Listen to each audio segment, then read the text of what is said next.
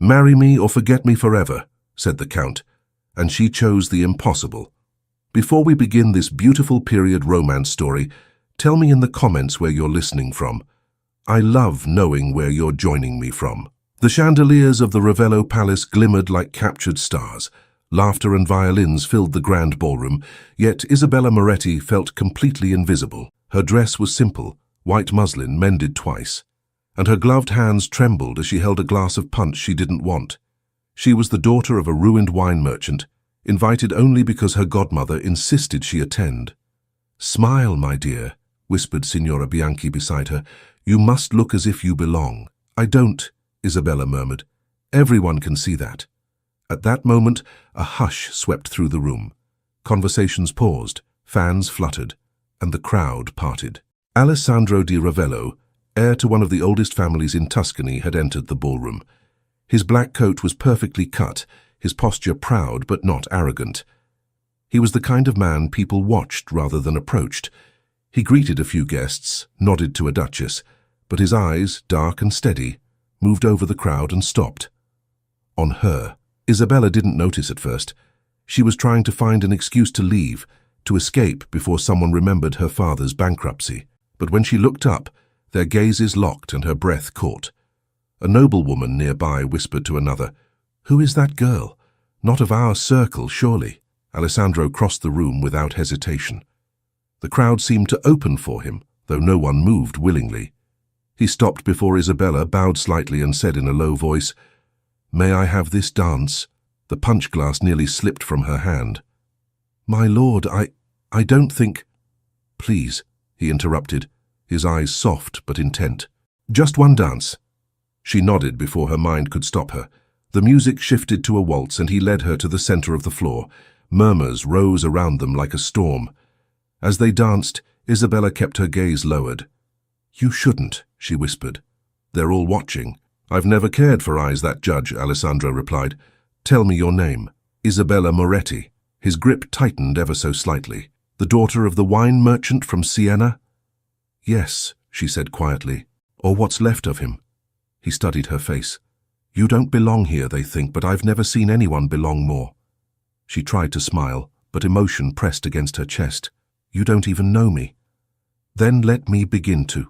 The music carried them through 3 turns, 4, 5. The other dancers seemed distant shadows. Isabella felt weightless, caught between disbelief and wonder. When the final notes faded, the ballroom erupted in whispers. Alessandro bowed to her, still holding her gaze. "Thank you, Signorina Moretti." She curtsied awkwardly. "Thank you, my lord." He stepped closer, his voice low. "Would you walk with me?" The air here is heavy. Every instinct told her to refuse, to avoid more scandal.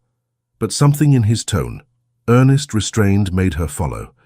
They slipped through the open doors into the palace gardens. The night was quiet except for the distant hum of violins. Lanterns glowed among rose bushes. Isabella kept her hands clasped tightly before her. "You dance as if you've done it all your life," he said. "My father once traded wine for music lessons," she replied softly. "Before we lost everything." Alessandro stopped. "I'm sorry." "For what?" "For the cruelty of people who measure worth by coin and title." She looked at him, unsure whether to believe the sincerity in his eyes. "And yet, you live among them. For now," he said. A silence stretched between them.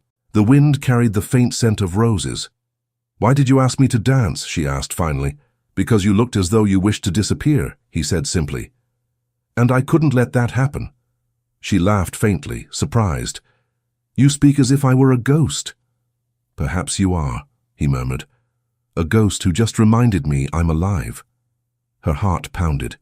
She turned away, afraid of what her expression might reveal. "You shouldn't say such things." "I always say what I mean." Inside, someone called his name. "Alessandro, the Duchess of Ferrara awaits your company." He sighed, but his gaze never left Isabella. "Do you believe in chance, Signorina Moretti?"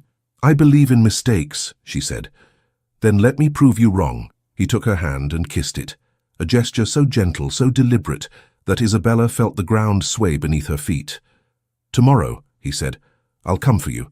There's something I must ask." She pulled her hand back, her breath unsteady. "You shouldn't." "But I will." He bowed once more, his eyes holding hers until the very last second. Then he turned and walked back toward the ballroom. Isabella stood alone in the garden, the echo of the waltz still in her ears. When she returned to her seat beside her godmother, Signora Bianchi was pale with shock. "Isabella, what did you do?" "Nothing," she whispered. "I danced." "You danced with the heir of Ravello," her godmother hissed. "Do you realize what that means? Everyone saw you." Isabella's face flushed. Around the room, heads turned, whispers multiplied. Some smiled with pity, others with disdain. She lowered her eyes, wishing the marble floor would open beneath her. Across the hall, Alessandro was speaking with his father, the Duke. Their exchange was brief but sharp. The Duke's expression hardened as Alessandro's voice rose. Then Alessandro turned abruptly, ignoring the startled looks, and left the ballroom altogether. Signora Bianchi touched Isabella's arm. "We must leave." "Yes," Isabella murmured. In the carriage, the older woman sighed heavily. "You must forget him at once. These people, this world is not for us." "I know," Isabella said. But the truth was, she could still feel the warmth of his hand around hers. That night, long after returning home, Isabella sat by the small window of her father's crumbling house. The city lights shimmered below, distant as dreams. She pressed her fingers to her lips, remembering the way Alessandro had looked at her, as if she were someone he'd been searching for. "Foolish," she whispered to herself.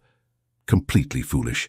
The next morning, she awoke to the sound of wheels outside. A fine carriage, black and silver, stood before the gate. A uniformed driver approached the door and handed her a sealed letter. "From the house of Ravello, Signorina Moretti," he said. Her heart raced as she broke the seal. The handwriting was strong, deliberate. "Miss Moretti, allow me the honor of calling upon you this morning. Adi Ravello." Her fingers trembled. "He can't mean it," she murmured.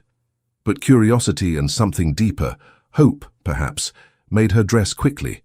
Her godmother scolded her the whole way to the palace. "He is playing with you, Isabella. These men do not marry women like us. I only wish to hear what he has to say." When they arrived, the palace gates opened without question. Servants bowed as they passed through. The marble halls glowed with morning light, the air filled with the scent of polished wood and lilies. A steward approached them. "The young lord is occupied at the moment. Please wait in the drawing room." Isabella sat in silence, her heart pounding. But after several minutes, heavy footsteps echoed down the corridor. The steward returned, not with Alessandro, but with a tall, austere man whose eyes were cold and sharp. "The Duke of Ravello," the steward announced. Isabella stood quickly and curtsied. "Your Grace." The Duke's gaze swept over her, assessing, disapproving. "So you are the merchant's daughter who danced with my son?" "Yes, sir," she said, her voice trembling. He smiled faintly, though there was no kindness in it. "It was a lovely performance. You have a certain spirit." "Thank you. But spirit is not the same as place," he said, "and you have forgotten yours." Isabella froze. "My lord, I never meant—" "You presume too much," he interrupted. "My son is impressionable, idealistic. You will not see him again." Her throat tightened. "He asked me to come." "He will not ask again," the Duke said firmly. "You will forget this foolishness, and I will consider your family's debts forgiven." "That should suffice." She felt her cheeks burn with humiliation. "You think I came here for money. I think you came here for something far more dangerous," he said coldly. "Ambition." Tears stung her eyes, but she held her ground. "You are mistaken, sir." "Am I?" He gestured toward the door. "The carriage will take you home." Her legs felt weak as she turned to leave. At the door she paused, her voice barely steady. "Tell your son. He need not worry. I will not trouble him again." The Duke did not answer. Outside, the sky was cloudless, cruelly bright. Her godmother tried to comfort her, but Isabella said nothing during the ride back. She stared at the road, her heart numb. When they reached her modest house, her father was waiting by the gate, leaning on his cane. "Where have you been?" he asked. "To the palace," she whispered. His expression darkened. "They humiliated you, didn't they?" She nodded once. He put a hand on her shoulder. "Remember, child, our name may be poor, but it is honest. Hold your head high. That night she sat at the window again, tears drying silently on her cheeks. She told herself she would forget, that he belonged to another world, and that world had just shut its gates forever. But near midnight, a soft knock came at the door. She opened it to find a cloaked figure standing in the shadows. "Isabella," said a familiar voice. She gasped. "Alessandro?" He stepped forward, eyes blazing with anger and pain. "My father told you to leave, didn't he?" She hesitated. He thought it best. "He thinks he rules my life," Alessandro said, "but I am not his property. You shouldn't be here. I don't care, I had to see you." She tried to speak, but he took her hand. "Listen to me. Whatever he said, forget it. I meant every word last night. You are not beneath me, Isabella. You never were." Her eyes filled with tears. "They'll destroy you for this." "Then let them try," he said fiercely. Voices echoed in the distance, guards shouting, the Duke's men. Alessandro turned toward the sound, then back to her. "If they take me away, don't believe what they say. Promise me." He squeezed her hand. "Promise, I promise," she whispered. The guards reached the gate. The Duke himself appeared behind them, his expression thunderous. "Enough!" he roared. "Alessandro inside now." They seized the young count by the arm, dragging him away. He struggled once, twice before surrendering to avoid hurting her. As they pulled him toward the carriage, he twisted around and shouted through the night, voice raw and desperate. "I'll find you, Isabella, even if I have to defy the world." Morning came grey and silent. Isabella sat by the hearth, still wearing yesterday's dress. Her father's cough echoed from the next room. She hadn't slept. Her mind was filled with the sound of Alessandro's voice being dragged away by guards. A knock came at the door. When she opened it, a man in a dark coat stood there, carrying a folded letter with the seal of Ravello. He looked uncomfortable. "For Miss Moretti," he said, placing it in her hands. She tore it open, but it wasn't from Alessandro. The handwriting was different, colder, elegant. "Miss Moretti," it read. "His lordship will not be receiving visitors. The family thanks you for your understanding. Further contact would be considered improper." She stared at the words until they blurred. The man bowed slightly and left. Her father came out coughing and saw her face. "What happened?" "They sent someone else," she whispered. "Not him." Her father sighed heavily. "You mustn't expect anything more, Isabella. People like them live by rules that crush hearts. I know." He rested a hand on her shoulder. "Let it die before it ruins you." But she couldn't. All day she waited, glancing at the road, hoping the carriage would return. It never did. Across the hills, in the Ravello estate, Alessandro stormed into his father's study. The Duke stood by the window, hands clasped behind his back. "You humiliated her," Alessandro said. "You sent that letter." "I did what any father would," the Duke replied calmly. "I protected my son from disgrace." "She did nothing wrong. She exists in the wrong place," his father snapped. "Do you think love erases rank? Do you think our name survives if you throw it into the dirt?" "I don't care about the name." "You will, when you have nothing else." Alessandro's voice rose. "You talk of honor as if it were a coin to be polished. She is better than any woman who's ever stepped into this palace." The Duke's face darkened. "If you ever speak of her again, you'll leave this house with nothing but your arrogance." "Then I'll leave," Alessandro said. "Not until I decide," the Duke replied coldly. "You'll travel to Naples tomorrow. I'll have you oversee our business there. It's time you learned duty." Alessandro stepped closer, fists clenched. "You mean exile? Call it what you wish." The Duke rang a bell. Servants appeared instantly. "See that my son's luggage is prepared. He departs at dawn." Alessandro stared at him for a long moment. "You can send me across the world," he said quietly, "but you can't make me forget her." When he turned to leave, his father said, "If you write to her, I'll see every letter burned before it leaves this house." Alessandro stopped, anger flooding his face. Then he walked out without another word. That night, the wind rattled Isabella's shutters. She sat by her father's bed, reading aloud from a worn Bible to calm him. When he fell asleep, she slipped outside. The air was cold, the sky full of restless clouds. She walked toward the vineyard, the one her father once owned, now half abandoned. Memories of her childhood lingered among the vines. The smell of grapes, the sound of laughter. It was all gone now, like everything else. A figure appeared on the path. Isabella froze. Alessandro! He was breathless, his coat damp from the mist. "I had to see you," he said. She ran to him, her eyes wide with disbelief. "They told me. I know what they told you. My father has sent me away, but I couldn't leave without seeing you once more." Her heart pounded. "You can't be here. If someone sees, I don't care. I'll face whatever comes." He reached for her hand. "Isabella, listen to me. I love you. I've never spoken those words to anyone, but I'm saying them now because they're the only truth I have left." She shook her head, tears already forming. "You don't know what you're saying. You'll lose everything. Let me lose it. What is an inheritance compared to you?" "Stop," she whispered. "You're making it harder. I'm making it real." He stepped closer. "Tell me you feel nothing, and I'll go." She couldn't speak. The tears betrayed her silence.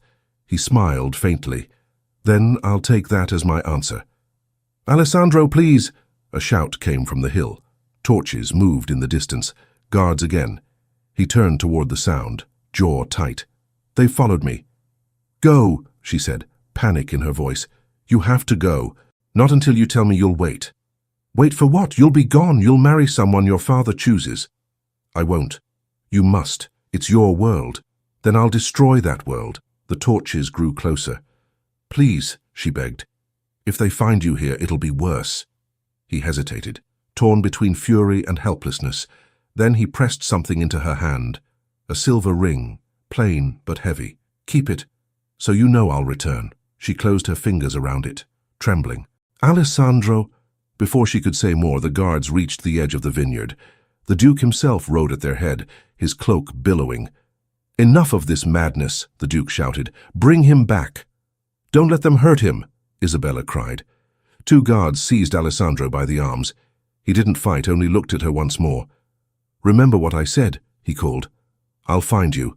"Don't," she whispered. "Please don't come back for me." The Duke turned his glare on her. "You've caused enough shame, girl. Stay away from my son, or I'll make certain your family never rises again." The guards dragged Alessandro toward the carriage. His father followed, his voice low with fury. Isabella stood frozen, the ring cutting into her palm. When the carriage rolled away, she ran back to the house, breathless and shaking. Her father met her at the door, eyes full of worry. "What have you done?" he asked. "I didn't call him," she said through tears. "He came." He took her by the shoulders. "You must not see him again, promise me." She nodded weakly. "I promise." That night, she hid the ring beneath her pillow. Each hour stretched endlessly, marked only by the sound of her father's labored breathing and the wind outside. By dawn, word had already spread. In the marketplace, whispers followed her. "That's her, the merchant's daughter, who ensnared the young count." When she passed, people turned away or smirked behind fans. At the bakery, the woman who once greeted her warmly handed her bread without meeting her eyes. She forced herself to walk home with her head high, though every step felt heavier than the last. Later that morning, her godmother arrived, face pale with alarm. "Isabella, listen to me. The Duke's men are saying you tempted him. They're calling you shameless. You must leave Siena for a while." "Leave? And go where?" "To my cousin in Florence. You can teach there, live quietly until the gossip fades." "My father's too ill to travel." "Then you'll endure it," her godmother said sadly. "But know this, these people won't forgive what they envy." Days passed. Isabella tried to disappear, avoiding the market, tending to her father. But the humiliation grew. A group of young women, daughters of local merchants, began mocking her openly when she walked by. "Where's your noble lover now?" one of them sneered. Isabella ignored them, but her cheeks burned. That evening she found her father staring at the unpaid bills piled on the table. "I'll sell the piano," she said quietly. "No," he answered. "It's the only beauty left in this house. I can't let you worry," he smiled faintly. "You were born to stand taller than this, Isabella. Don't let shame break you." But it already had. Every sound outside made her flinch, expecting another whisper, another cruel glance. Weeks later, word reached Siena. The Count of Ravello had left for Naples. Some said it was business, others said punishment. Isabella refused to believe either. She wanted to believe he had chosen to go, to build something of his own, to come back when he could. But as the months passed, silence grew heavier. One evening, rain fell hard against the roof. Her father was too weak to speak. She sat by his bed, holding his hand, when a knock echoed at the door. She opened it to find a rider soaked to the bone, holding a sealed envelope. "For Miss Isabella Moretti," he said. Her heart leapt. She broke the seal instantly. Inside, on fine paper, were only 6 words written in Alessandro's hand. "Marry me or forget me forever." The ink was blurred by rain. She stared at the message, her breath catching. "He's mad," she whispered. Her father stirred weakly. "What is it?" "Nothing, Papa, just nothing." But when he drifted back to sleep, she read the letter again and again. Each word burned deeper. By dawn, she hadn't decided whether to laugh or cry. Her father called for her, voice faint. "Isabella, promise me something. Anything. When I'm gone, you'll keep your dignity. No nobleman, no title is worth your soul." Tears ran down her cheeks. "I promise." He smiled, closed his eyes, and fell silent. She sat beside him until the first light broke through the window. Then she took the letter, folded it carefully, and set it in the fire. The paper curled, blackened, vanished. Hours later, she wrote her own note on plain parchment, her hand shaking. "My lord, I am not worthy of you. Forget me." She gave it to the same rider who had delivered Alessandro's message. "Take this to the Count of Ravello," she said. He nodded and rode away. When he disappeared over the hill, Isabella sank to her knees, exhausted and numb. The rain began again, washing over the empty vineyard, carrying away the ashes of a dream she'd dared to believe. 3 weeks later, she heard the church bells ring. The townspeople gathered at the square. Someone whispered that the Count had sailed from Livorno, bound for distant lands. She turned away before anyone saw her cry. That night she stood at the window, holding the silver ring he had given her. "Forgive me," she murmured. "I chose what I must." In the distance, a single light glowed on the horizon, the direction of the sea. She imagined a ship cutting through the water, Alessandro staring into the same night sky. She didn't see the shadow that lingered near the old vineyard, watching the house silently before disappearing into the darkness. From that moment on, Isabella believed he was gone forever, unaware that what had just ended was only the beginning of their torment and their story. The ship rocked gently against the dark waves, its sails catching the faint light of dawn. Alessandro stood at the railing, the wind cold against his face. He unfolded the letter once more, the one that had arrived the night before his departure. Her handwriting was delicate, familiar. The words burned. "I am not worthy of you. Forget me." He read it again and again until the ink blurred. Then he folded it carefully and tucked it into his coat. "So this is what it means to be noble," he muttered. "To lose everything that matters." Behind him, the sea stretched endlessly. He closed his eyes and whispered her name into the wind. Isabella. In Siena, the house of the Morettis was silent. Isabella buried her father 2 days after Alessandro's departure. The funeral was small, just her godmother, a few neighbors, and the priest. She didn't cry. Not then. Only when everyone had gone did she kneel beside the grave, pressing her forehead against the fresh earth. "You can rest now, Papa," she said softly. "I kept my promise." But in her heart, something else broke. Days turned into weeks. She sold the remaining bottles of wine, the furniture, even her mother's jewelry to pay the last debts. When the house was nearly empty, her godmother came again holding a letter from a cousin in Florence. "They need a piano teacher," Signora Bianchi said. "You play beautifully, it's honest work, and no one there will know your name." Isabella hesitated. "And the vineyard?" "It's gone," the older woman said gently. "Let it go too." That night Isabella packed her few belongings. Before she left, she walked once more through the vineyard, its vines tangled and dry. The silver ring Alessandro had given her still hung from a ribbon around her neck.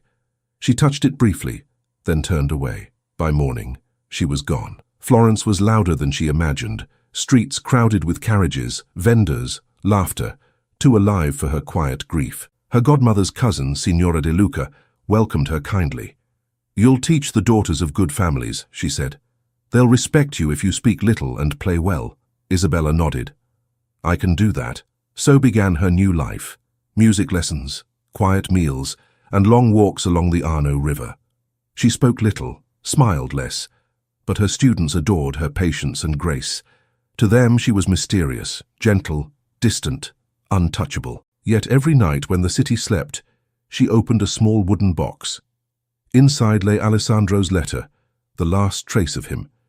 She could never bring herself to destroy it. Meanwhile, far away in Naples, Alessandro buried himself in work. His father's business demanded his attention: vineyards, contracts, endless meetings with men who measured everything in profit. He went through the motions without passion. "Signor di Ravello," said his steward one morning, "the Duke would be pleased to know you've doubled our export to France." "My father is dead," Alessandro replied curtly. "There's no one left to please." The man fell silent. Years began to blur. Alessandro traveled often, to Paris, Vienna, London, but every city felt the same. He tried to forget her, yet every piece of music, every scent of grapes in the air, brought her back. One night, in a tavern near the docks, an old sailor spoke of Siena. "The Moretti vineyard," he said, "lies abandoned now. But I heard the merchant's daughter became a teacher in Florence, a fine lady, quiet as a prayer." Alessandro's glass froze halfway to his lips. A teacher, that's what they say. He left the tavern at once, his heart pounding. Back in Florence, Isabella's life had settled into calm repetition. Her students came and went. The seasons changed. And she learned to find peace in small things. The sound of piano keys, the laughter of her pupils, the sunset over the river. Still, sometimes, she'd wake from dreams of him. His voice, his eyes, his promise echoing through the night. Then, one afternoon, while teaching a young girl named Clara, Isabella heard a knock at the door. Signora De Luca opened it, her voice carrying down the hall. "A letter for you, Signorina Moretti." Isabella frowned. No one wrote to her. She wiped her hands and took the envelope. The seal was unfamiliar, a merchant's mark, not noble. She opened it quickly. The letter was from Siena, from an old neighbor. "My dear Isabella, forgive me for bringing sorrow, but you should know the vineyard you left behind has been sold. They say the buyer is a man from the south, a nobleman, tall, dark-haired, traveling under another name. He arrived alone." Her pulse quickened. "No," she whispered. "It can't be." The next day she took a carriage to Siena. The hills were golden again, just as before, and the air smelled faintly of grapes. When she reached the vineyard, she saw new workers, fresh tools, and standing near the old gate, a man watching the horizon. Even from a distance she knew him. "Alessandro," she breathed. He turned, startled. For a long moment, neither spoke. Then he smiled faintly. "I hoped you'd come." Her steps faltered. "You shouldn't be here." "Neither should you," he said softly. "Yet here we are." "You bought this land?" "I wanted to restore what your father built." "Why?" "Because it's where I found you." She shook her head. "You shouldn't have done this. I did it for both of us." Her voice trembled. "You have no right to return now. You asked me to choose, and I did." He stepped closer. "You chose fear. I chose you." "That hasn't changed." She looked away. 5 years, Alessandro. 5 years of silence. "You don't know me anymore. I know what I felt, and I know I've never felt it for anyone else." She turned toward the vines, her eyes glistening. "You speak as if time waited for you. It didn't. We're different people now. Then let me learn who you are again." Her breath caught. And what would people say? The noble count and the teacher. They'd laugh as they always did. "I no longer answer to them," he said. "My father is gone. His world with him." The words hung between them, fragile, impossible. Before she could reply, the sound of carriage wheels echoed down the road. A servant hurried toward them, bowing to Alessandro. "My lord, forgive me, but the mayor is here to welcome you." Alessandro straightened. "Tell him I'll come shortly." When the servant left, Isabella whispered, "He called you my lord. You said you came under another name." He smiled slightly. "The truth travels fast, even when we wish it wouldn't." She took a step back. "Then you'll be discovered again. The gossip will start all over." "Let it," he said. "I'm done hiding." Her throat tightened. "You'll ruin yourself. If ruin is the price for truth, I'll pay it gladly." She shook her head, overwhelmed. "I can't do this." He reached for her, but she stepped away. "I have a life now. Students who depend on me.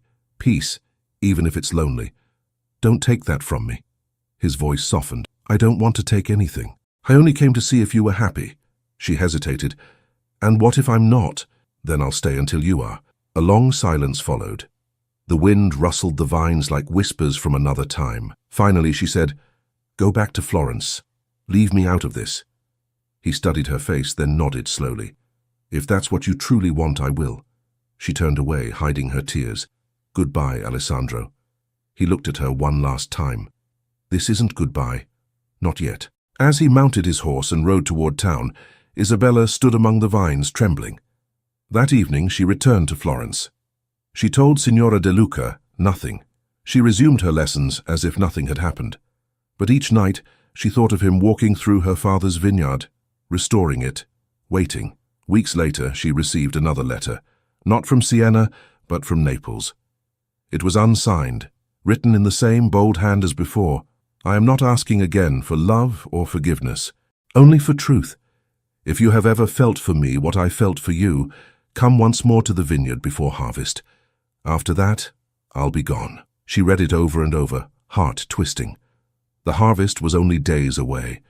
That night she couldn't sleep. Every creak of the house sounded like his voice. Every gust of wind whispered her name. In the morning she decided.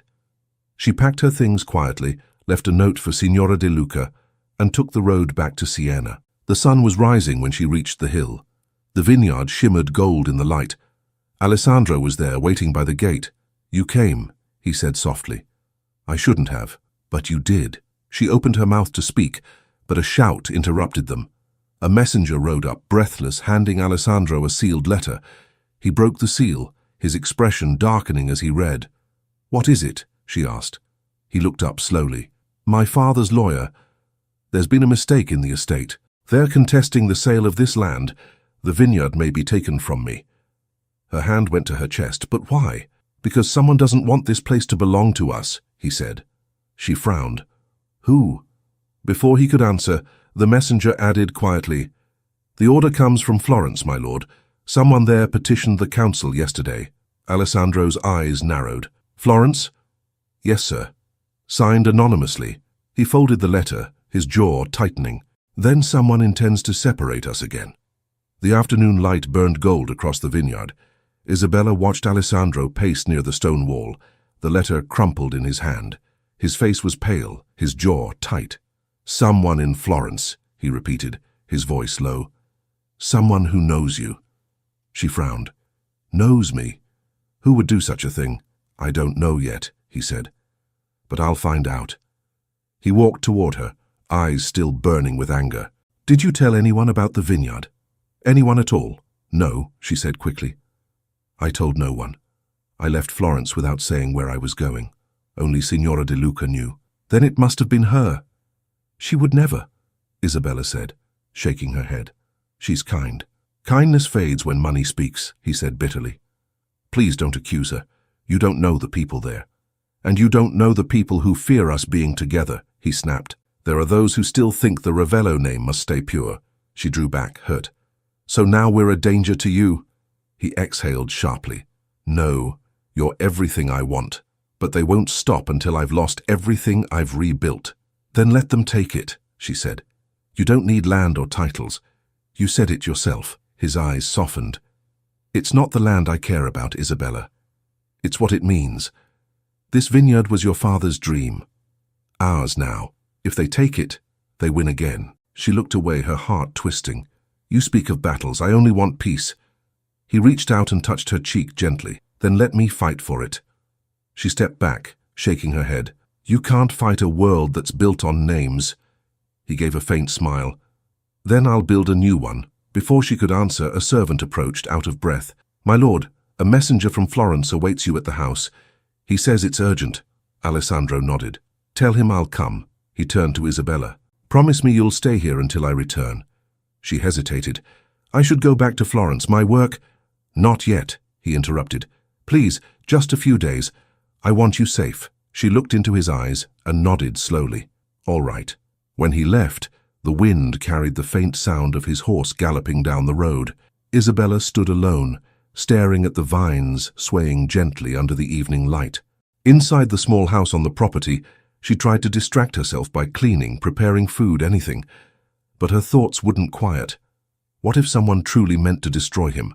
What if her presence brought ruin again? Hours later, she sat by the window, watching the last glow fade from the sky. She remembered the letter he had sent years ago, "Marry me or forget me forever." The same choice seemed to hang over her now, silent but alive. The next morning she walked to the village for supplies. The shopkeeper, an old woman, recognized her instantly. "You're the merchant's daughter," the woman said, "the one who taught music in Florence."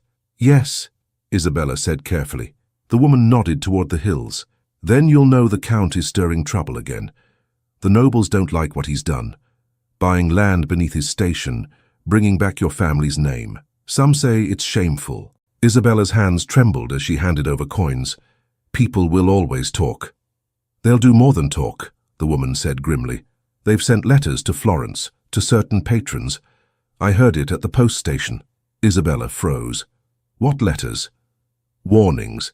About you. About him. That he's being manipulated by a woman who means to ruin his family name." Her stomach turned. "That's a lie. Truth doesn't matter to those with power," the woman said, lowering her voice. "Be careful, child. You're stepping on noble ground." Isabella thanked her and hurried back to the vineyard, heart pounding. When she arrived, Alessandro was already there, standing by the stable, speaking with a stranger. The man was tall, dressed like a city clerk, carrying documents in a leather case. The moment Alessandro saw her, his expression hardened. "We need to talk." The clerk bowed politely and stepped aside. "Isabella," Alessandro said, his tone tight. "I went to Florence. The petition came from someone close to the De Luca family." Her throat tightened. "Then it's true," he nodded. "A false claim that you and I forged documents to acquire this land. That's absurd," she said. "I had nothing to do with—" "I know," he interrupted, "but they intend to make it public. Once that happens, every noble house in Tuscany will see you as a criminal and me as a fool." She felt dizzy. "Why would they do this?" "To keep us apart," he said bitterly. "To erase you again." She covered her face with trembling hands.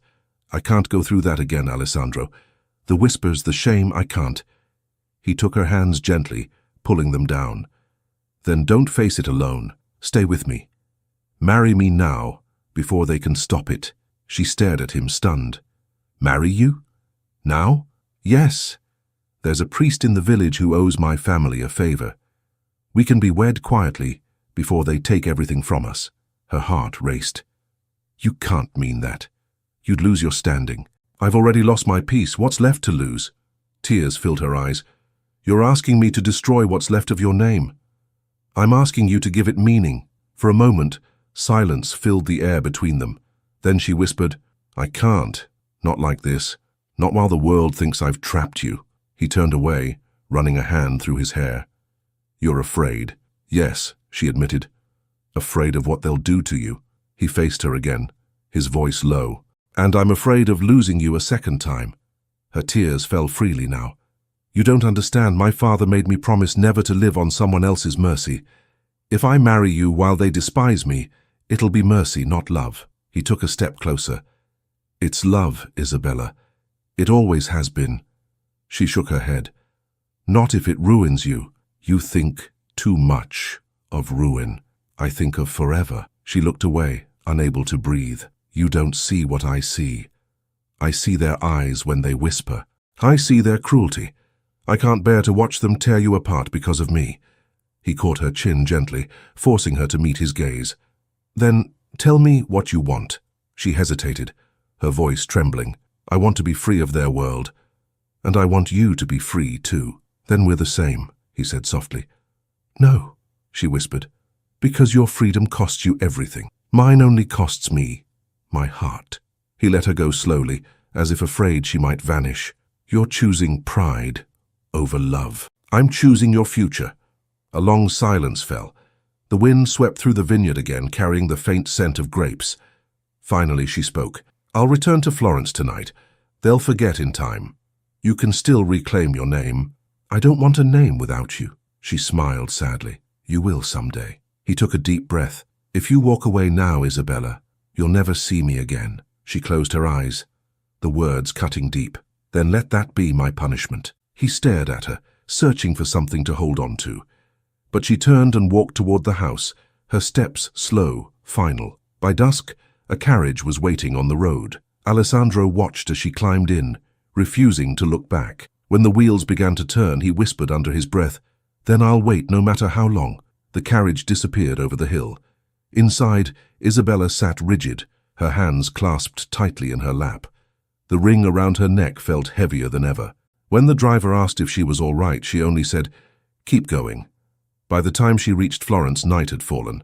The city lights flickered against the dark river, beautiful and cruel. She went straight to Signora De Luca's house, her heart pounding. The older woman opened the door, startled. "Isabella, I didn't expect—" "Why?" Isabella demanded. "Why did you send those letters?" De Luca's face paled. "Who told you that?" "Alessandro saw the proof. The petition came from your family." The woman sighed heavily.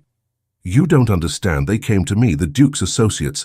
They offered money, enough to secure my husband's business. I thought if I didn't agree, they'd destroy us both. So you destroyed me instead?" Isabella's voice trembled. "I did what I thought was necessary," the woman said softly. "You'll recover. He won't. They would have ruined him entirely." Isabella stepped back, shaking. "You don't know what you've done. He wanted to marry me." De Luca's eyes widened. "Marry you? My child, that would have been your end. They would have turned you into a scandal for generations." "Then let them," Isabella shouted. "At least it would have been truth, not lies." De Luca reached for her, but Isabella pulled away. "I never wanted harm for you," the woman pleaded. "You're like a daughter to me."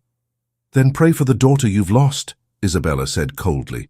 She turned and left, her footsteps echoing in the empty street. Outside, the wind whipped her hair as she walked aimlessly toward the river. The water glimmered beneath the moonlight. She clutched the ring around her neck, pressing it to her chest. "Forgive me, Alessandro," she whispered. "I'm keeping my promise. I'll disappear so you can live." That night, she packed her belongings quietly, leaving no trace behind. By dawn, she was gone from Florence. No address, no message, only silence. Across the hills in Siena, Alessandro stood in the vineyard alone. The vines shimmered in the early light, and in his pocket, the silver ring he once gave her felt colder than ever. He looked toward the road she had taken and whispered to the wind, "You can't disappear forever." 5 years passed. Florence had changed, but Isabella's life moved quietly, almost invisibly. The small house she rented near Santa Croce smelled of music sheets and ink. Every morning she taught piano to the daughters of noble families, soft-spoken girls who dreamed of applause and silk dresses. She smiled when they played wrong notes and corrected them gently, her voice calm, her heart elsewhere. She never spoke of Siena or the vineyard. Her name appeared only on the corner of lesson schedules, Miss Moretti, piano tutor. To most people she was polite and distant, with the dignity of someone who had seen too much to speak freely. In the evenings, after the students left, she would light a single candle, open her old wooden box, and stare at the small silver ring inside. She had stopped wearing it years ago, but she couldn't throw it away. It was the only proof that once she had been loved fiercely. One afternoon, Signora De Luca visited. Time had softened her features, but not her guilt. She stood in the doorway, hat in hand. "May I come in?" she asked. Isabella hesitated, then nodded. They sat at the table. The older woman looked around the modest room. "You've made a peaceful life for yourself. It's quiet," Isabella said simply. "Do you still hate me?" "I don't hate you," Isabella replied. "I just learned not to expect anything from anyone." De Luca sighed. "I heard about the Count's father. He passed away last spring." Isabella froze. "The Duke?" "Yes. It was in the papers. They say the son, your Alessandro, is now master of Ravello." Her breath caught, but she kept her tone steady. "I wish him peace." De Luca's eyes searched her face. "You loved him deeply." "I survived him," Isabella said. The older woman lowered her head. "Then you're stronger than I ever was." When she left, Isabella stood for a long time by the window, watching the street fill with evening light. The name Ravello echoed in her mind. She tried to silence it, but the past refused to stay buried. Weeks later, Florence buzzed with news. The new Count di Ravello had returned from abroad and was staying at his family's villa near Fiesole. Rumor said he refused to marry, that he spent his fortune on restoring vineyards and helping local farmers. Society called him eccentric. Women called him tragic. Isabella didn't believe gossip anymore. Yet one night, while attending a small charity concert where one of her pupils was to perform, she felt the air shift. She sat at the piano to accompany the girl. The audience was elegant, ladies in jewels, officers in uniform. The hall glowed with candlelight. When the last note ended, polite applause followed. Isabella rose, bowed slightly, and looked out over the crowd. Her heart stopped. He was there. Alessandro di Ravello stood near the back of the hall, taller, older, dressed in black. His eyes met hers across the distance, and time folded in half. The same gaze that once defied his father now pierced through years of silence. She turned quickly, pretending to gather her sheets, but her hands shook. After the performance, while guests congratulated the musicians, she tried to slip away. But as she stepped into the corridor, a voice behind her said softly, "5 years, and you still run from me." She froze. Slowly she turned. He was standing a few steps away, a faint smile on his lips. "Alessandro," she whispered, "you remember me. How could I forget?" He studied her face. "You haven't changed. Only your eyes, they're quieter now." She forced a calm tone. "You shouldn't be here, and yet I am." He took a step closer. "You knew I'd come back one day." "No," she said firmly. "I stopped waiting a long time ago." He didn't believe her. "Did you?" She looked away. "I have a life now. Modest, but mine. Please don't disturb it." "I'm not here to disturb it," he said. "I'm here because I couldn't forget you." "Forget me," she said, almost pleading. "That's what I asked for." He smiled sadly. "You asked for the impossible." The corridor fell silent. She could hear the faint echo of applause fading inside the hall. "I came tonight because I read your name on the program," he said.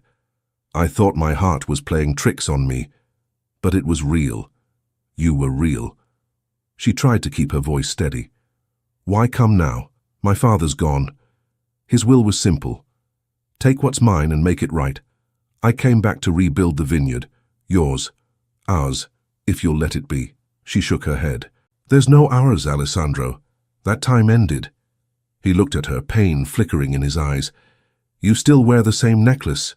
Her hand flew to her throat, where the ribbon had once held his ring. She had forgotten she put it on that morning. "It's only a habit." He stepped closer, lowering his voice. "Or a promise you never broke." "Please," she said, taking a step back. "People are watching. Let them.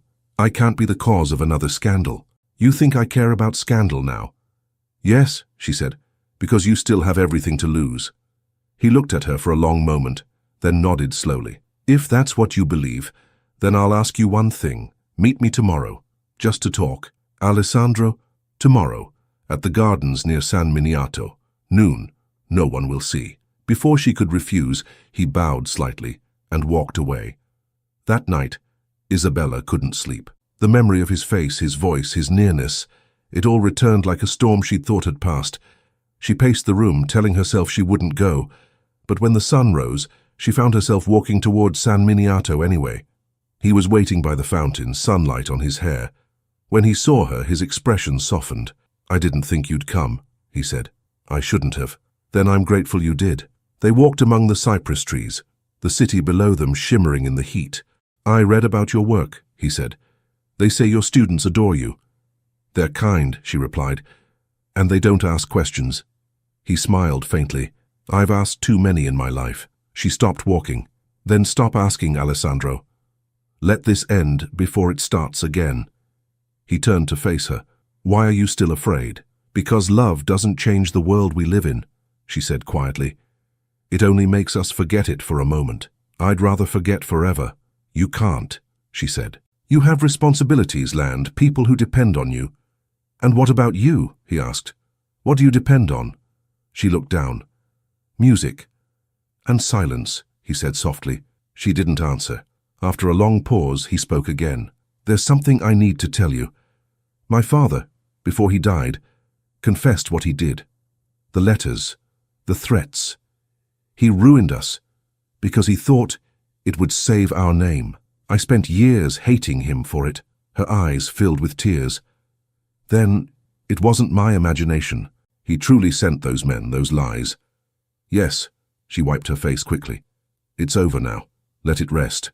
He shook his head. Not until I make it right. How? He took her hand gently.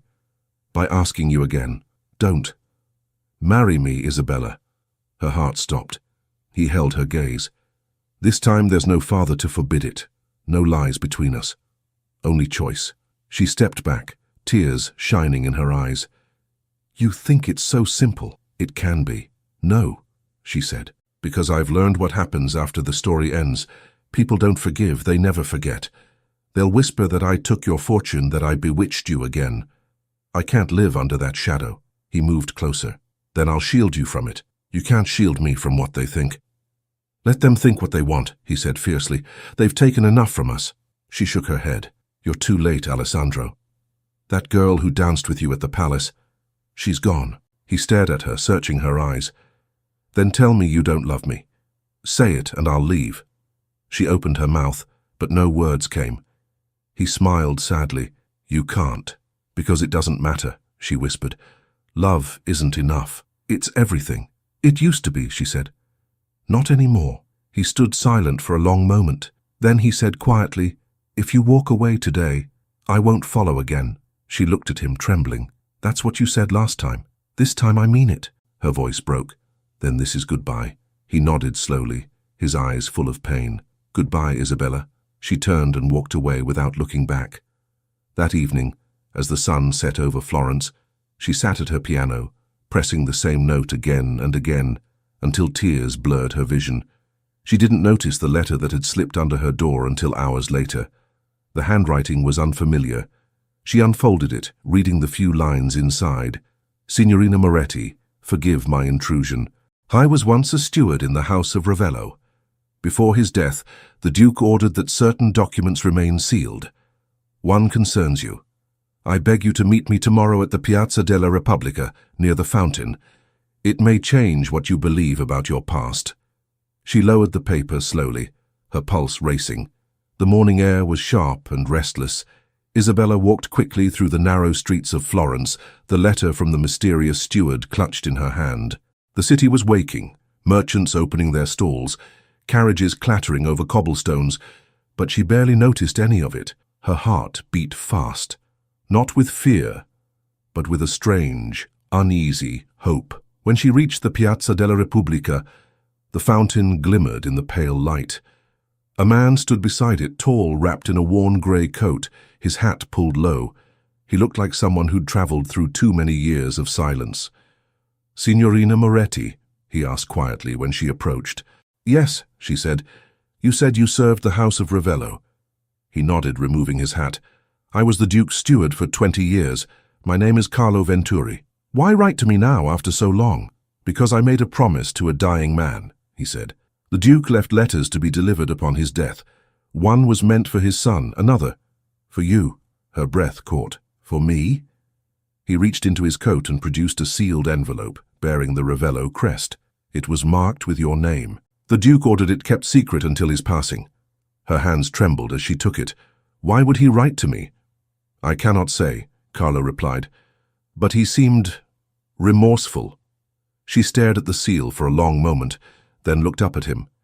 Did Alessandro receive his letter too? Yes. I delivered it myself. Do you know what it said? I do not. But I know his expression when he read it.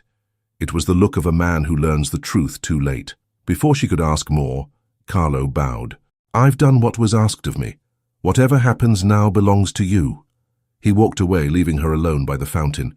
She broke the seal with trembling fingers. The letter inside was short, written in the Duke's heavy hand. Signorina Moretti, you must believe that what I did was done to preserve my son's future, though I see now that it destroyed his heart. The debt your father owed me was not a punishment, but an arrangement, one he accepted willingly. In exchange for my protection, he swore that you would never seek my son again. But I went further than he knew. I ensured you would not see Alessandro's letters, intercepting each one before it reached you. For this, I cannot ask forgiveness, only that you understand. I feared scandal more than I valued truth. If you ever see my son again, tell him his father's pride was built on lies. Tell him I beg his pardon, and yours." The paper shook in her hands. Around her, the city blurred. She could hardly breathe. "He lied to us both," she whispered. She folded the letter and tucked it against her chest, her mind racing. The years of silence, the lost letters, her father's illness, all of it had been orchestrated by the Duke's deceit. Without thinking, she began walking. She didn't know where she was going until she found herself standing in front of the Ravello townhouse near the Arno. The gates were closed, guarded by servants in dark livery. "I must speak with the Count di Ravello," she said to one of them. The man hesitated. "His lordship receives no visitors without appointment. Tell him it's Isabella Moretti," she said. "He'll see me." The servant blinked, uncertain, then disappeared inside. Minutes stretched into eternity. Finally, the gates opened. "This way, Signorina," the servant said. She followed him through the courtyard and into the grand hall.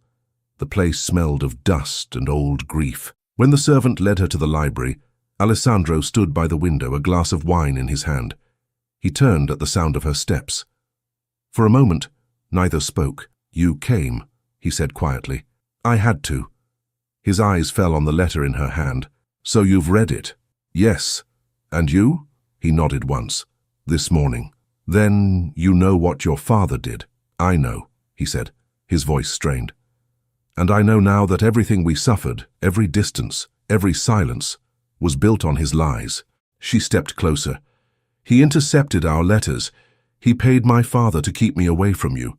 "I never stopped writing," Alessandro said, his voice breaking. "I wrote until my hand bled. I thought you'd chosen pride over me. And I thought you'd forgotten me," she whispered. "That you'd found someone else." He shook his head. "There was never anyone else." Tears filled her eyes. "Then all those years were stolen from us?" "Yes," he said softly. "But we can take back what's left." She looked at him, torn between joy and disbelief. "It's not that simple." "It could be," he said. "The past is gone. What matters is what we do now." She shook her head. "You think a letter can undo 5 years of pain? The world won't forget what we were." "I don't care about the world anymore, Isabella." "You should," she said, "because it still belongs to you." He took her hands gently. "It only belongs to me if you're in it." Her tears spilled over. "You say that as if love alone can erase everything." "Maybe it can," he said. "Maybe that's the only thing that ever could." Before she could reply, a knock sounded at the door. The butler entered, bowing. "My lord, forgive me. There's a visitor. A gentleman wishes to see you, urgent business from Siena." "I'm occupied," Alessandro said without turning. The butler hesitated. "He insists, my lord. Says it concerns the estate." Alessandro frowned. "Send him in." The door opened, and a man stepped inside, broad-shouldered, elegantly dressed with a smooth smile. Isabella recognized him instantly. Vittorio Mancini, a baron from Florence who had once courted her briefly years ago. "Baron Mancini," Alessandro said coolly. "To what do I owe this interruption?" "I didn't come to you, my lord," Vittorio replied, his eyes on Isabella. "I came for her." Alessandro's tone hardened. "You'll explain yourself." Vittorio smiled faintly. "Miss Moretti and I are old acquaintances. I simply wish to warn her before she makes another mistake." "I don't need your concern," Isabella said sharply. "Oh, but you do," he replied. "Florence is already whispering. They say the Count's reputation will crumble again because of you. The papers will print it soon enough. You'll destroy him a second time." Alessandro stepped forward. "Enough. Leave before I have you removed." Vittorio's smile didn't fade. "You think your name will protect you? It won't. The nobles remember everything. They always do. I'm offering her a way out. Marriage, respect, safety. What do you offer, Count? More scandal?" Isabella's face went pale. "You dare—" "Be quiet," Alessandro said, his voice cold as steel. "If you speak to her again, I'll forget I was born a gentleman." Vittorio adjusted his gloves calmly. "Then consider my offer declined. But don't say I didn't warn you. The court of Florence is already preparing to challenge your estate, my lord. When they do, they'll use her name to do it." He bowed slightly toward Isabella. "Good day, Signorina." When he was gone, silence filled the room. Isabella pressed a hand to her chest. He's telling the truth. They'll use me against you. Let them try, Alessandro said. No, she insisted. Don't you see? The Duke's lies can't protect us now. The truth has come too late. He looked at her, his eyes dark with resolve. Then we'll make new truth, together. She shook her head, trembling. You can't fight all of Florence. I can fight anyone who dares to hurt you, Alessandro. He grabbed her hands, holding them tight. Marry me. Now, before they tear us apart again. I won't lose you to lies or gossip or cowards like Mancini. Her eyes widened. You can't mean... I mean every word, he said fiercely. We'll marry quietly before anyone can stop it. She felt her knees weaken. If I say yes, your name... My name means nothing without you. Tears slid down her cheeks. Why must you always speak like that? Because it's true. She tried to pull away, but his grip tightened gently. Do you love me still? He asked.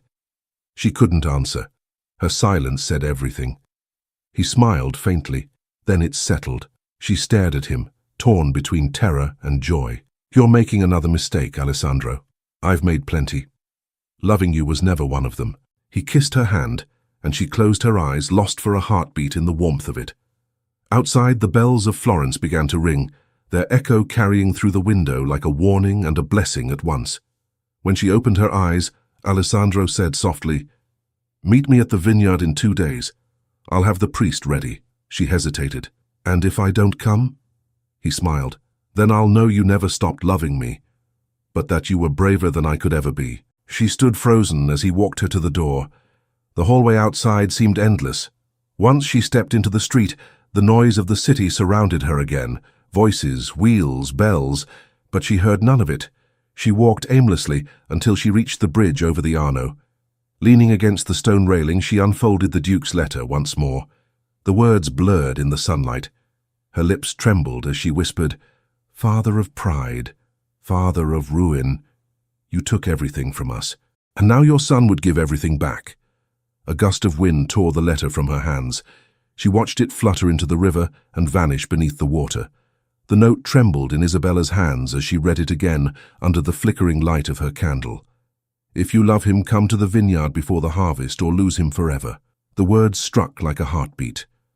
She pressed the letter against her chest, unable to breathe. Outside, the streets of Florence were quiet. Only the faint hum of distant voices and carriage wheels drifted through the shutters. Isabella paced the small room, her mind a storm of memories and doubts. Alessandro's voice echoed in her thoughts, his plea, his promise, his stubborn hope. She tried to reason with herself. To go meant scandal, whispers, danger. To stay meant silence, and the certainty that she would lose him again. At dawn, she packed a small trunk and left without a word to anyone. The road to Siena was long and dusty. The late summer sun burned high, and vineyards rolled endlessly on both sides. Every turn of the carriage wheel brought her closer to a place she had tried so hard to forget. When the coach finally stopped at the familiar gate of the Ravello vineyard, she hesitated. Her heart pounded as she stepped down. Workers looked up from the vines, whispering her name like a rumor returned to life. The steward approached. The Count is expecting you, Signorina. He's by the west field. She nodded and followed the path through the golden rows of vines. The air was heavy with the scent of ripening grapes. When she saw him at last, tall, coat undone, hair tousled by wind, her steps faltered. He turned before she could speak. His face lit up with something like relief. You came. I wasn't sure I would, she said softly. I knew you would. She tried to smile, but her voice trembled. You shouldn't be so certain of me. After all these years, I know only one thing, he said. You always choose your heart, even when it costs you everything. Then you remember me wrongly, she replied. Last time I chose pride. And it broke us both. They stood in silence, the sound of wind brushing through the vines between them. Finally, Alessandro stepped closer. The letters my father kept from us. The lies. The years. They're gone now. We can start again. You make it sound simple, she said. It is. I'll face the world this time. No more hiding. She looked at him, searching for the young man she had once loved. He was there, but harder now, tempered by loss. And if the world refuses to forgive, then it will learn to. She shook her head slowly. It's not just your world anymore, Alessandro. It's mine too, and I know what it does to women like me. He reached for her hand. Then we'll face it together. His fingers brushed hers, and she let them linger. For the first time in years, she didn't pull away. The moment broke when footsteps approached from behind. A servant appeared, breathless. "My lord, forgive me. The Baron, Vittorio Mancini. He's arrived." Alessandro's face darkened. "He dares to show himself here?" "Yes, my lord. He demands to speak with you both." Isabella stiffened. "With me?" Alessandro took her arm protectively. "You'll stay here." "No," she said firmly. "Whatever he wants, I'll hear it too." They walked toward the courtyard, where Vittorio waited beside his carriage. He was dressed elegantly, his smile sharp as glass. "Ah, the lovers of Tuscany," he said mockingly. "What a picture!" Alessandro's tone was icy. "You were not invited." "I come on behalf of the Council of Florence," Vittorio said, holding up a folded document. "You've heard of the investigation into your estate's ownership?" Alessandro frowned. "The matter is closed." "Not quite," Vittorio replied smoothly. "A new witness has come forward, one claiming that the deed transferring this vineyard was forged with the help of a certain piano teacher." Isabella's face drained of color. "That's a lie." "Perhaps," Vittorio said with a shrug, "but it's a convincing one, and once the gossip papers print it, you'll be ruined, Count." "Get out," Alessandro said through his teeth. "Not before I offer a solution," Vittorio continued. "Withdraw your proposal to this woman, publicly. Denounce her as the deceiver she is, and I'll make sure the case disappears." Isabella stared at him in disbelief. "You'd destroy us just to prove a point?" "Not destroy," he said calmly. "Protect. The world is cruel to men who love beneath their station, and crueler to women who make them." Alessandro stepped forward, his voice low and dangerous. "You're playing a dangerous game, Mancini." The Baron smiled. "Am I? Then play wisely, Count. If you defy the council, you'll lose your title, your land, your fortune. Think of your family name." "I have no family left but her," Alessandro said. Vittorio's smile faltered for the first time. "Then you're a greater fool than I thought." He turned to Isabella, eyes narrowing. "And you, my dear, don't think the people will see you as a victim. They'll call you what they always do. Ambitious, dishonorable, the ruin of noble men." Her hands clenched at her sides. "Say what you wish, but I'll not be shamed by your lies." Vittorio chuckled softly. "You already are. The moment you stepped on this land again, your name was finished." Alessandro moved so quickly that no one saw it coming. He seized the Baron by the collar, voice shaking with fury.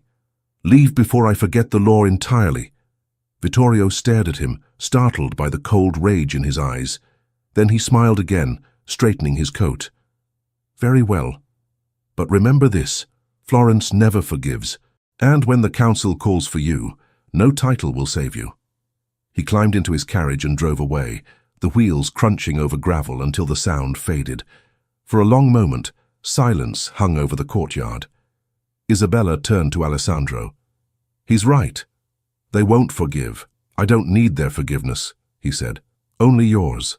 "There's nothing to forgive. There's everything," he replied. "You paid for my family's sins. I won't let you pay again." She looked at him helplessly. "And what can you do?" He exhaled slowly. "I can tell them the truth." "What truth?" "That my father destroyed your life, not you. That every lie began with his pride, not your ambition. I'll tell them before the council itself." She shook her head, horrified. "They'll destroy you for speaking against your father's memory." "So be it," he said. "They've already destroyed enough." She stepped closer, gripping his arm. "Don't you see? This is exactly what they want. To see you fall. To prove that loving me was your undoing." He looked down at her, eyes steady. "Then I'll fall with pride. Please, Alessandro, don't do this." "I must. For us." The workers nearby pretended not to listen, but their faces were tense, their hands still. Rumors had begun to stir, whispers spreading through the estate like wildfire. By nightfall, every servant in Siena would know. The Count was defying Florence for the sake of a woman who had once been his family's disgrace. That evening, Isabella sat alone in the old vineyard house, staring out at the fields bathed in the red light of sunset. When Alessandro entered, she didn't turn. "I should go back to Florence," she said quietly. "No, They'll question you soon. If I'm gone, they'll stop. They won't. They'll think you fled because you were guilty. Then let them think it, she said bitterly. He walked behind her, his hands resting on the back of her chair. You can't protect me by disappearing, Isabella. Not again. She turned to face him, tears in her eyes. And you can't save me by sacrificing yourself. I'm not sacrificing anything, he said. I'm reclaiming what was stolen from us. She shook her head. You don't understand how relentless they are. The nobles will never allow this, not after what happened before. I don't need their permission to love you. Love isn't the problem, she whispered. It's the cost. He knelt before her, taking her hands. Then let me pay it. Her voice broke. Alessandro, please. But he silenced her with a touch to her cheek. Tomorrow I'll ride to Florence. I'll face the council and tell them everything. You'll see. Truth has more power than fear. She wanted to believe him. She wanted to hold on to that hope. But something inside her knew that the truth had never protected anyone in their world. Late that night, while the house slept, Isabella wrote a letter. Her hand trembled as she sealed it, tears staining the ink. When she was done, she placed it on the table where Alessandro would find it. At dawn, she left quietly, taking only her cloak and a small purse of coins. She walked down the hill toward the road that led back to Florence, heart heavy but certain. Behind her, the first light touched the vineyard, painting the leaves gold. When Alessandro woke, he found her letter waiting. He tore it open and read her words, his hands shaking. Forgive me.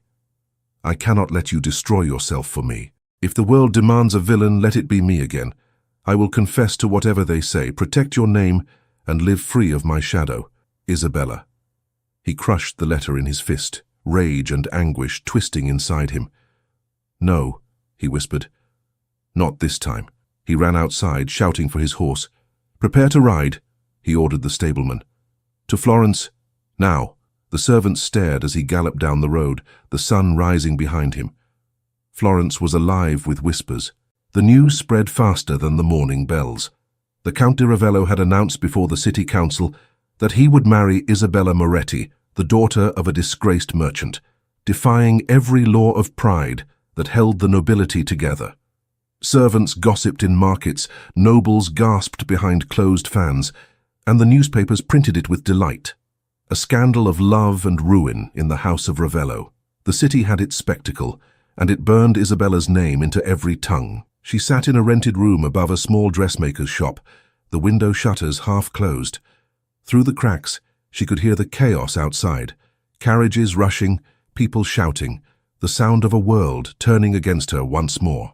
When Signora De Luca burst through the door, out of breath and pale, Isabella didn't even rise.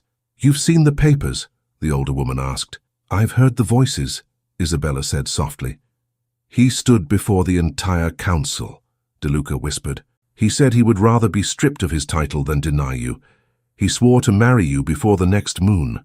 Isabella closed her eyes, her heart twisting. He's doomed himself. You must stop him. I tried, Isabella said, staring at the floor. He doesn't listen. De Luca sank into a chair. They're furious. The old families, the guilds, the merchants, everyone who ever envied the Ravellos. They'll destroy him. Then they'll destroy me first, Isabella murmured. Do you still love him? She didn't answer. Silence was enough. De Luca leaned forward. If you truly love him, you'll find a way to save him. There's one man who can help. The Baron, Mancini. He has influence with the council. If you ask him to intervene, perhaps he'll calm them. Isabella shook her head. That man only helps when it serves him. Then make it serve him, De Luca urged. Swallow your pride. You've done it before for love. Isabella turned toward the window. Outside, the bells of Santa Maria Novella rang sharply, announcing the hour. Where is Mancini now? At his villa near the river. But Isabella, be careful. He doesn't forgive easily. I don't need his forgiveness, she said. Only his silence. By evening, she stood before the Baron's grand villa, her hands trembling beneath her cloak. 2 guards let her in at once, clearly expecting her. Mancini waited in the drawing room, a glass of wine in hand, the smug calm of a man who already knew he'd won. Miss Moretti, he said, rising. To what do I owe this honor? You've heard what Alessandro said. Oh yes, Mancini replied, smiling thinly. The whole city has. The noble fool wants to marry his scandal. How touching. I came to ask you to stop this. Speak to the council. Tell them to leave him be. And why would I do that? He asked, circling her slowly. He's my rival in land, in influence, and once in affection. Because you can still have what you want, she said quietly. If you protect him, I'll leave Florence forever. I'll write a letter declaring the rumors true, that I deceived him, that he was my victim. It will destroy my name, not his. Mancini laughed softly. You'd sacrifice yourself again? How noble, how predictable. Do we have an agreement? He studied her for a long moment, eyes gleaming. You always underestimate me, Isabella. I don't need your letter. The city already believes you're guilty. What I want is to see you beg for him. She met his gaze without flinching. Then consider it done. I'm begging you. For the first time, his smile faded. He set down the glass. You'll write the confession tonight. I'll deliver it to the council myself. She nodded, her voice steady. Give me paper and ink. When she finished writing, she handed him the folded page. He read the first line aloud. I, Isabella Moretti, confess that I deceived the Count de Ravello for personal gain. Satisfied, he tucked it into his coat. The Count will curse your name by morning, he said. She whispered, if it keeps him safe, he can curse me all his life. Mancini escorted her to the door. You're a remarkable woman, he said. Too remarkable for your own good. She left without answering. That night, Alessandro stormed into Florence, his coat covered in dust from the ride. The guards at the council chamber tried to stop him, but he pushed past them. Inside, the hall was lit with torches, filled with murmuring nobles and councilmen.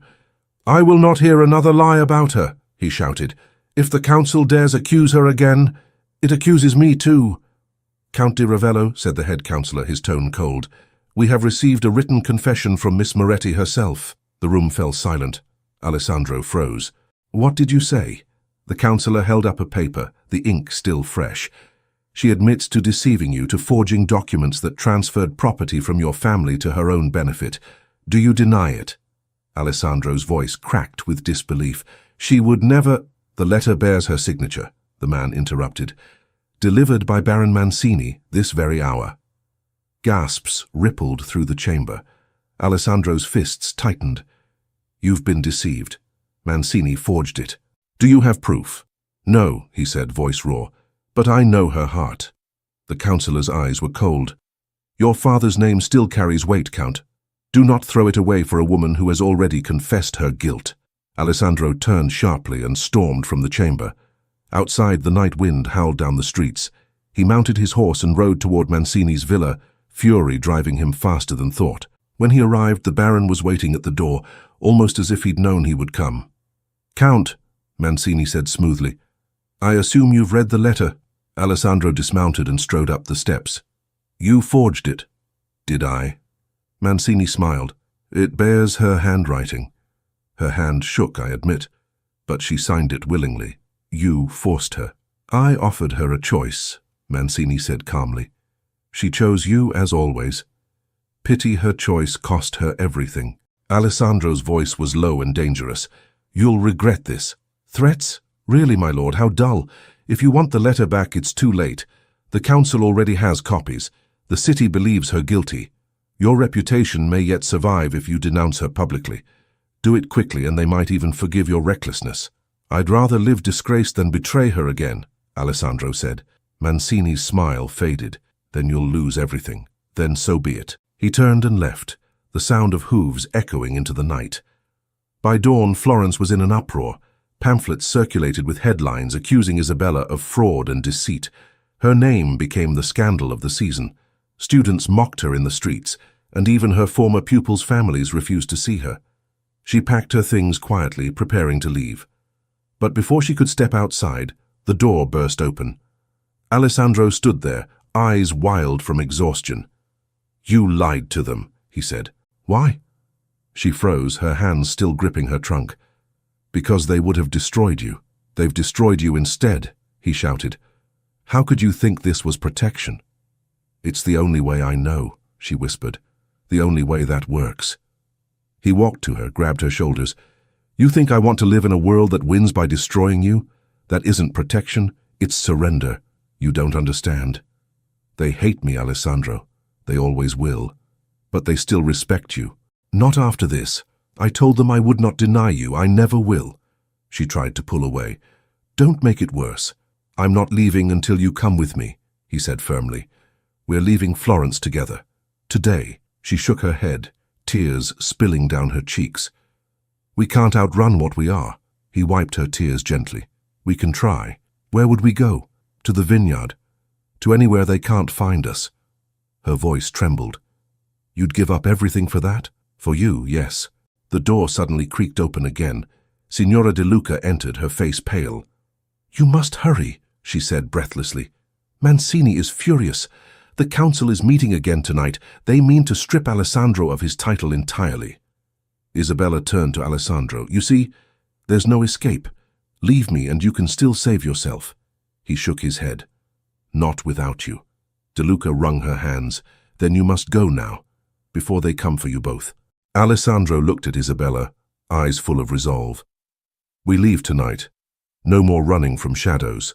He took her hand, and for the first time since the council's verdict, she didn't resist. That night, they slipped out of Florence, riding beneath the silver light of the moon. The road stretched ahead, empty and silent, the vineyards dark against the horizon. When they reached the hill overlooking Siena, Alessandro stopped his horse. Once we cross that valley, he said quietly, there's no turning back. Isabella looked at him, her eyes shining. I never thought I'd see it again.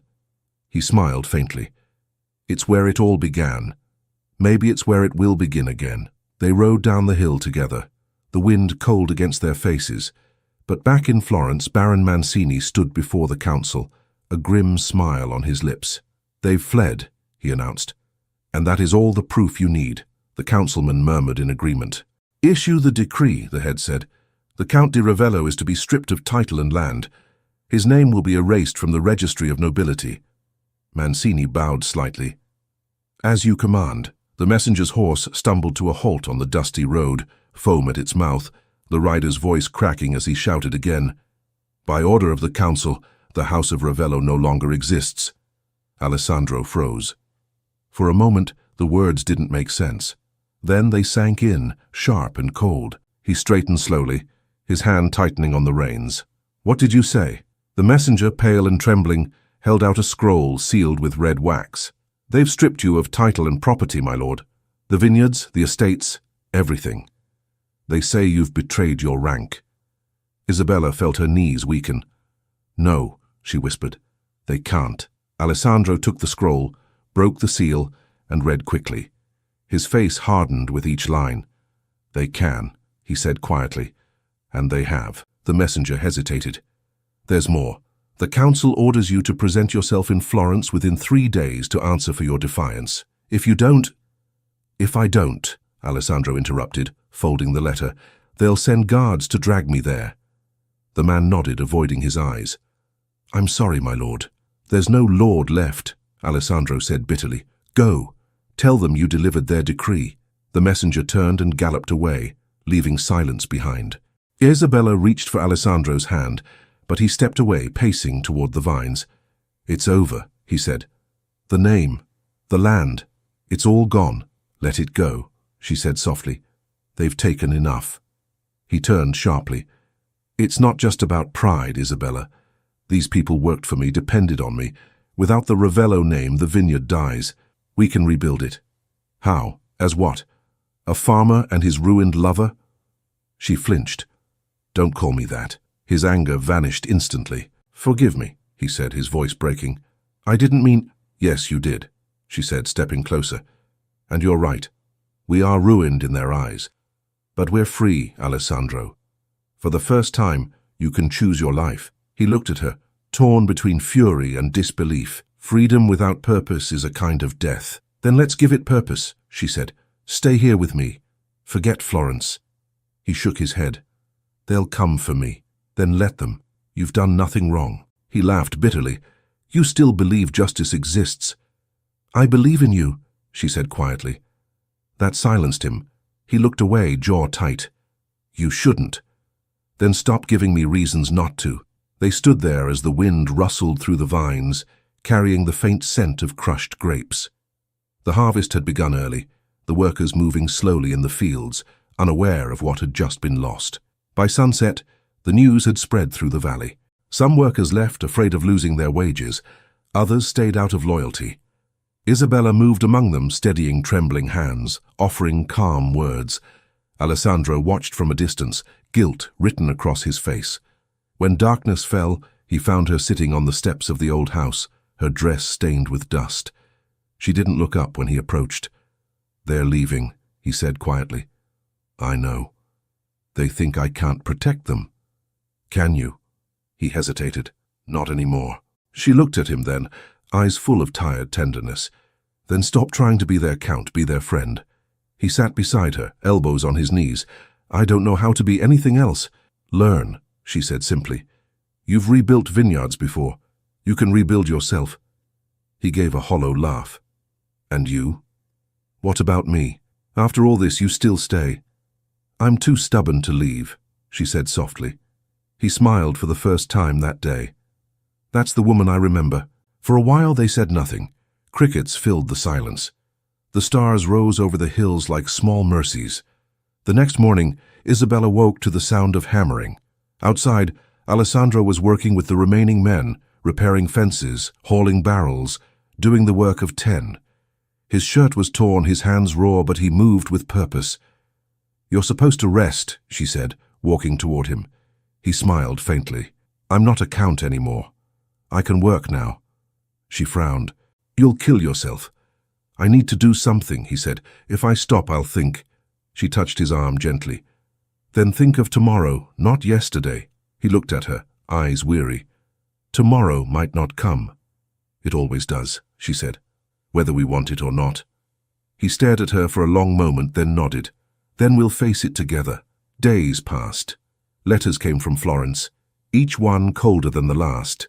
Demands, threats, the promise of punishment. Alessandro ignored them all. He worked the land with his own hands, and Isabella taught the children of the workers to read and play music. For a time, peace returned, fragile but real. One evening, as they watched the sun set over the vines, Alessandro spoke quietly. "I used to think love was something noble, something meant to elevate us. And now?" she asked. "Now I think it's something that humbles us," he said.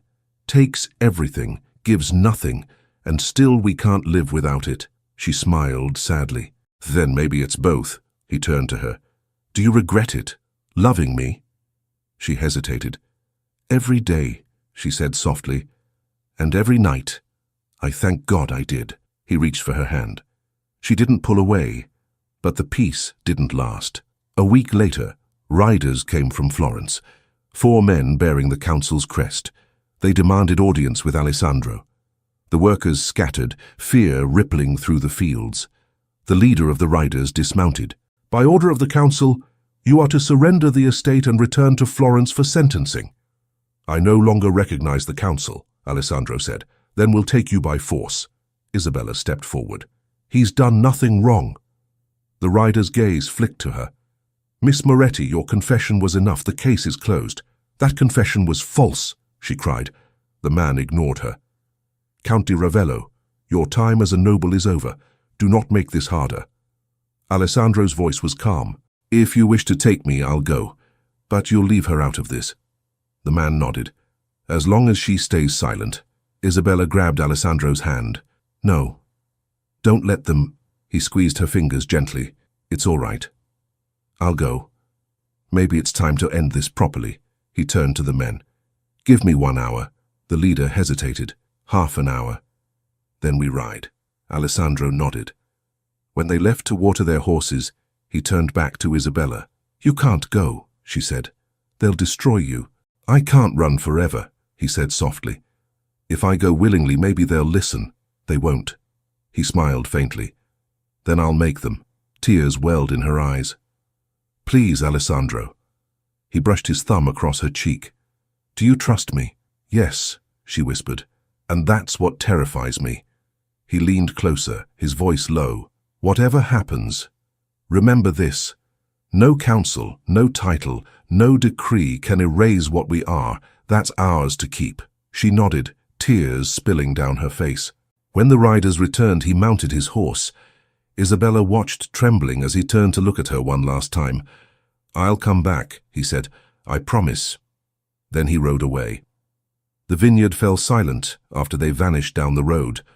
The workers gathered around Isabella, waiting, uncertain. "What will happen now?" one of them asked. She swallowed hard. "We wait." Days turned into weeks. No message came. Florence remained silent.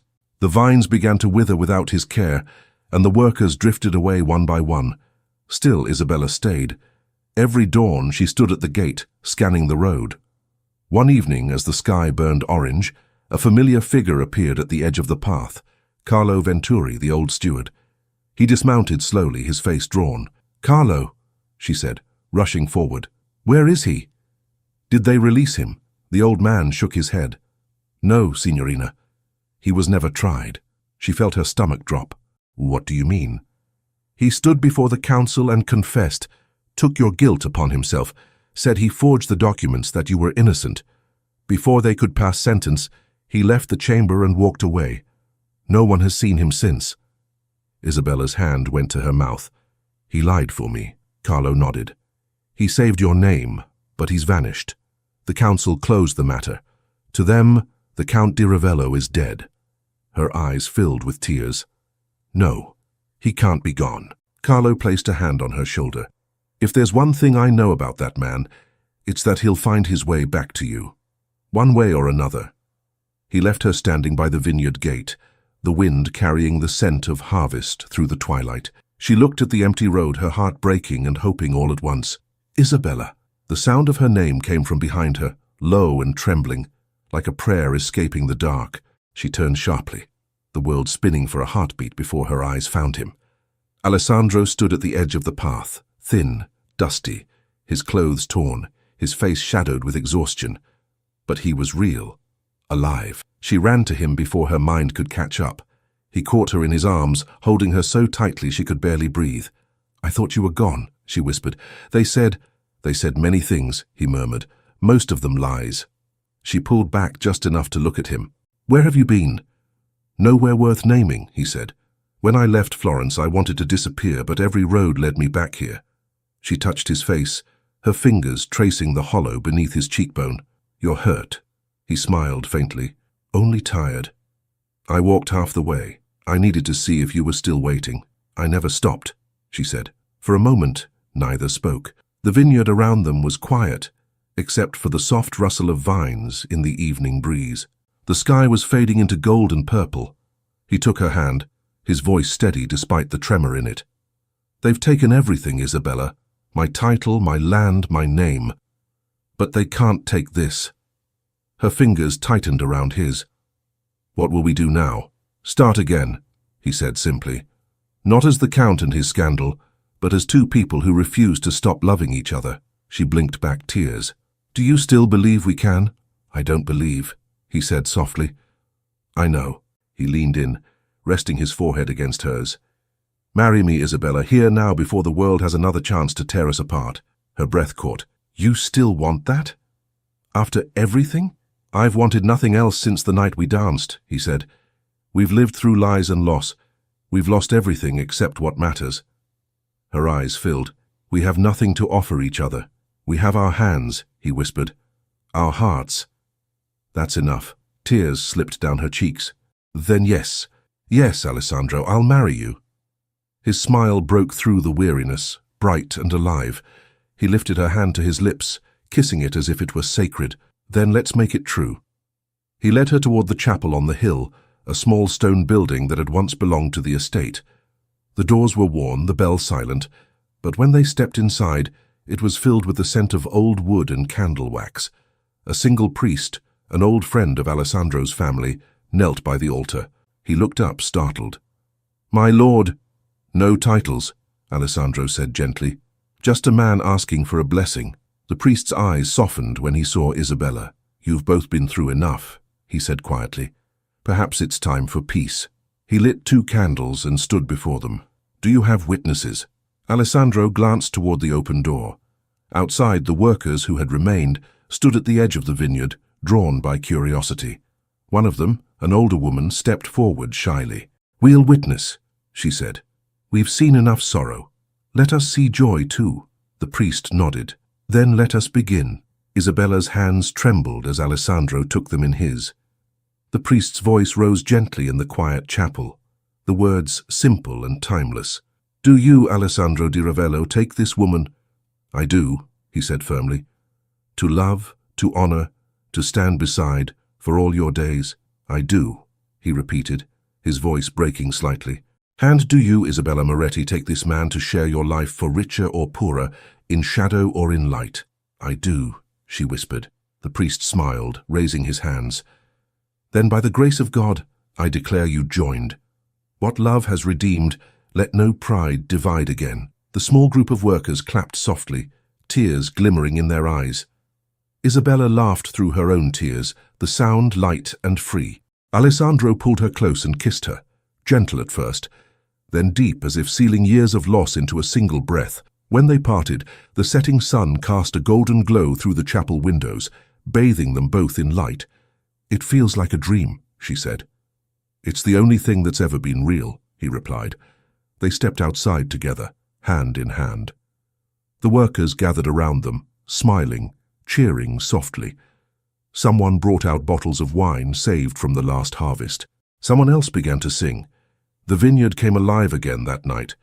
Alessandro and Isabella walked among their people, no longer lord and lady, but equals. He laughed more than he had in years, his eyes never leaving her. She moved easily beside him, no longer hiding from the world. When the stars appeared, they sat on the grass near the edge of the vines. The air smelled of grapes and warm earth. "I used to dream of this place," Isabella said quietly, "even when I was far away." "So did I," he said. "But in my dreams you were never real, now you're here." She smiled. "You've always been stubborn, Count di Ravello." He grinned. "That name doesn't belong to me anymore." "Then what should I call you?" He thought for a moment. "Call me Alessandro. The man who belongs to you." She laughed softly. "And what will you call me?" "My heart," he said simply. She leaned against him, her head resting on his shoulder. "Do you think they'll ever forgive us?" "Maybe not," he said. "But someday they'll tell our story differently. They'll say the Count who lost everything found the only thing that mattered." She tilted her face up to him. "And the woman?" "They'll say she taught him how to be free." They fell silent again, the night wrapping around them like a promise. A breeze moved through the vines, carrying the faint hum of a song from the workers below. It was an old tune, one Isabella's father had loved. She began to hum along, her voice low and warm. Alessandro listened, smiling. "I remember that song," he said. "You played it the night we met." "And you asked me to dance," she said. "I was terrified." "You were radiant," he said. She turned toward him, her eyes shining. "Do you regret anything?" He shook his head. "Not even the pain. It brought me here." "Then we've finally won," she said. He smiled. "We didn't win, Isabella. We endured. That's stronger." They stayed there until the moon climbed high. When they finally rose, Alessandro took her hand again. "Tomorrow," he said, "we start the harvest together. You plan to work?" she teased. "Of course," he said. "I'm just a farmer now." She laughed. "Then I suppose I'll play for the workers while they pick the grapes." "Perfect," he said. "Music and wine. What more could we want?" As they walked back toward the house, the light of the chapel flickered behind them like a silent witness. The vineyard glowed silver under the moon, alive again. In the days that followed, word spread quietly across the hills. The disgraced Count had married his lost love, and the vineyard that once lay in ruin was thriving again. No one dared to challenge them. Even Florence, weary of scandal, turned its gaze elsewhere. Isabella taught music to the children of the workers, her laughter echoing across the fields. Alessandro worked beside his men, unrecognizable from the nobleman he once was. When the harvest ended, the barrels filled with the first vintage of their new life, they named it La Rinascita, the rebirth. On the night of the first tasting, the workers gathered again in the courtyard. Lanterns swung from the trees, and the air buzzed with celebration. Isabella stood with a glass of wine in her hand, her dress simple, her hair loose. Alessandro raised his glass. To love, he said.